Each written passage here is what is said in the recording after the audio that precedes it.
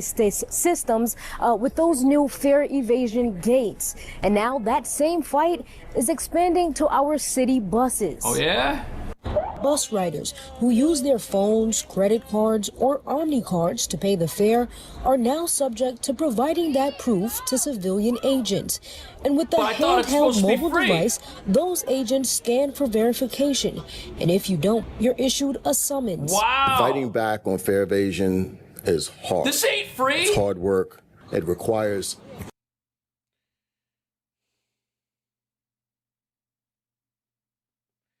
The thing about fare evasion is that, like, you can't... Right now, New York is so squeezed right now. It's, like, so, like, financially squeezed out that, like, it causes for the ability for people that I think in the culture of New York, I mean, as you can see, it's not the full culture, but just you can see that there's an energy and there is a culture that believes that the corporations and those that have the financial capabilities are the ones that are the target, and that we do not owe them, or the culture doesn't owe them their funds, because they're still going to make their money and their revenue on other people. So fighting fare evasion is going to be something that is difficult to stop when everybody's money is so constrained and they're trying to figure out, okay, how can I really lengthen the dollars that I have in my pocket and not give them back to the corporations or to the state that are, you know, running the city every day. Cultural shift. A cultural where shift. People now desire or choose to pay. The system has already been in place on select bus service routes. In the morning, when you have at least about like 8 or 10 MTA enforcers coming onto the buses and actually slowing down the commuters. We are trying to get to work on time. 10 enforcement agents on the bus? That ain't free. That's pay or get punished. It's just really excessive, and I think it's very abusive, and I think the neighborhoods are very much targeted. Wow. Oh, targeting neighborhoods? That's not what people voted for. 8 to 10 agents on the bus? It's not crazy.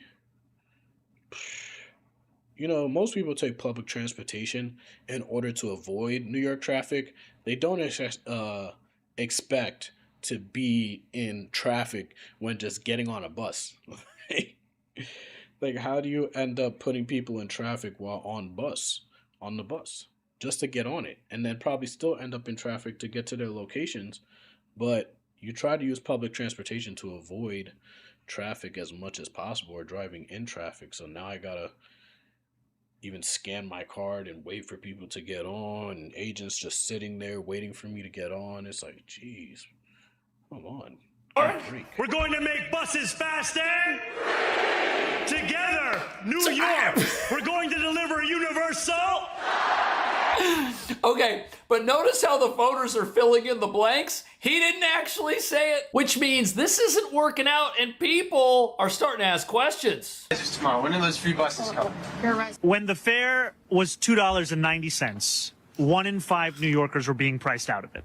Okay. We know that for so many New Yorkers, public transit is increasingly becoming out of reach. So why isn't it free? That is why at the heart of our campaign was a commitment to make the slowest buses in America fast and to make them free. And that will continue to animate our work. It will continue to be one of the central commitments of our administration. And that is work that we will be doing in tandem. So the idea of free buses is going to animate our approach to public transportation. That's a big problem. That means this whole thing has failed, because instead of actually happening, it's just animating how we do things, which means it's not working out. And you know what else isn't working out? Public safety. Look at this. We got a mob attacking a pro-Palestine mob attacking a house of worship. Look at these guys. Wow, they got past the gate. Where are they going? Those guys are trapped. Mamdani was supposed to make the buses free and unite everybody. This ain't unity. Is anyone getting arrested? Well, I mean, but this is when you happen when you have like when you try to instill free things, like those that are going to try and take advantage of the system and take advantage of like things being free, quote unquote, or attempting to be free. It just changes the culture and the narrative around all the other organizations that surround the city. Like when they know that everybody's getting certain services for free, they realize that it's going to start affecting the pockets of those that need to work for the city. So, in order for them to, let's say, protect certain things, such as, these other religious facilities, you don't have the funds to do so in order to supply the proper protection for that situation. So it makes things very difficult in order to manage the city as a whole. Like you start to lose the number of people that you can use to defend, and there's strength in numbers. There's strength in numbers, and if you're able to, use that strength, but actually fund the strength so that people want to protect, that is when you'll be able to actually be defending these systems. The culture will begin to change, and things will start to look up. But oh, maybe.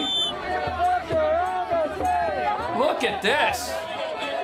But President Obama said the mayor wants people to be able to afford their apartments. Well, how's that working out? Mamdani just announced a record $31 million in penalties against the owners of 2 residential buildings in the Bronx. Penalties! Tenants at Robert Fulton Terrace and Fordham Towers have been complaining for years now about broken elevators, rodents, leaks, and no heat or hot water. Whoa. The mayor That's says the no city good. will use every tool to get the repairs done for tenants. Talking about a chief restructuring officer, an immediate hiring of a property manager, the freezing of the landlord's accounts, Wow. the money that would have otherwise been taken away from tenants being now reinvested back into tenants' lives. So, we're being told that the people that own this building are so stupid, they're charging rents during a housing crisis, and they're somehow unable to fix anything. In a city where 1-bedrooms cost $5,000 a month. So, according to Google, in 20...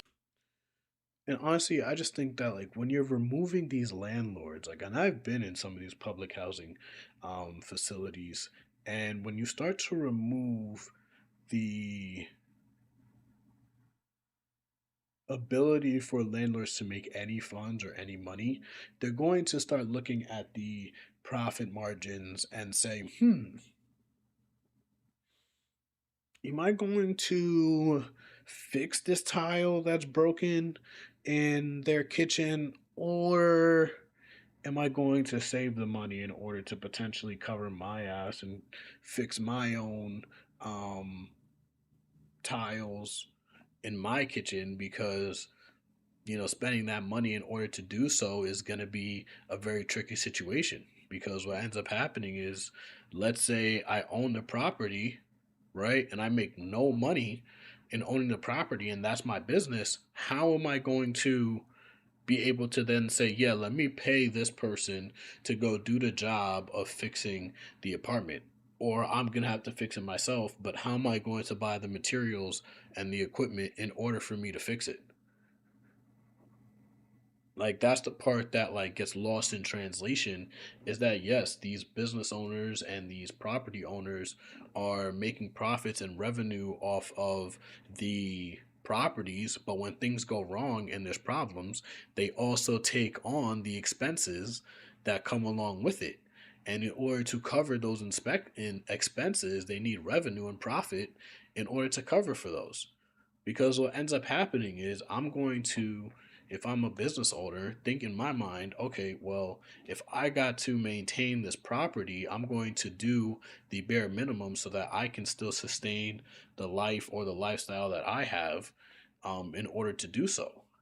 Because I don't have the incentive from the government, because they want to freeze my rents, freeze my profits, and my ability to make money. So it's going to make it even more difficult for me to want to pursue something or to ensure that everyone is being covered. that all the units are in tip-top shape. Like, it makes it very difficult. 2020, the owners of these buildings spiraled into bankruptcy and stopped making their mortgage payments because of unpaid rent. So people were getting free apartments and they didn't pay their rents, and the building fell into disrepair, and now the buildings are doomed. They probably don't have the money to pay the fines either. The one city in America that was the hub for Kaplan's was New York City, until this one guy named Zoran Mamdani became mayor, and people said, nothing's going to change. Everything's going to be fine. This is going to be great. Give the guy a chance. So what if he speaks the communist language and the socialist language? Nothing will change to the greatest city in America. So what? Well, last week, he goes out there and makes a video outside of Ken Griffin's house. Ken Griffin bought the most expensive penthouse in America, $250 million. This He is has still that kind of causing money. He's massive busted problems. in Chicago, Illinois, made his money, and right here, Mamdani made this video to call him out, and Ken Griffin responded to it at an event yesterday. Rob, we don't need to watch the whole thing, but we can watch the first 20 seconds. Go for it. When I ran for mayor, Can you imagine if somebody, a young 22-year-old, citizen journalist, YouTuber, went and made a video saying, that's where you live, okay? How would you feel? He lives here. You'd be this done. guy's rich. He lives here. Then imagine if this 22-year-old kid is not a 22-year-old kid, but is a 30-something-year-old mayor of the financial capital of the world, points at the penthouse of a guy that bought a property for $238 million. Gee, I wonder what could go wrong in New York City if we start pointing out the enemies of the people, so to speak. Billionaire Ken Griffin is slamming Mayor Mamdani for making him the poster boy for his campaign. Listen, guys, I mean, at the end of the day, when you start to really push a narrative, like, you start to lose the actual plot and the goal that's at hand. If you're looking to ensure that people are able to get the services, people are able to get the things that they need, you need to have the backing of those that have the funds in order to do so. There's no way you're going to be able to do that if you do not have the support of those that have the funds in order to help you achieve those goals, right? Like, if I'm being targeted and I have funds, why would I want to align myself with the people that are targeting me, like directly targeting me? And it starts to cause for individuals to take actions in their own hands. You know, as we've seen the health and CEO of, I believe it was the Hale Health Insurance that got killed in New York, right? We have to start really analyzing, okay, people may start actually targeting me and start trying to take actions into their own hands. And it causes for the issue that I'm going to start running away. Why would I want to spend my money here when I'm the target? I'm prime suspect number one. How am I going to want to say, yeah, let me actually drop my funds in here so that they continue to target me and they know exactly where I am at all times? Like, it just doesn't make sense.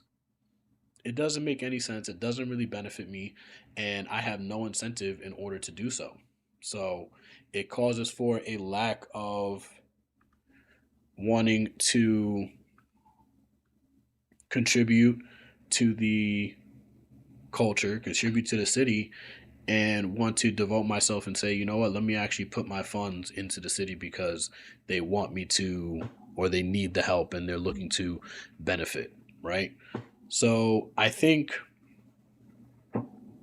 there are two ways that people are going to take action, right? One is by saying, you know what, if the city is working against me, then I am going to decide on not supporting the city and moving to another location that is going to support me. However, there is the other route in the way that people try and help the city, and that's by actually contributing to the city and allowing for, get back in focus because camera's struggling, allowing for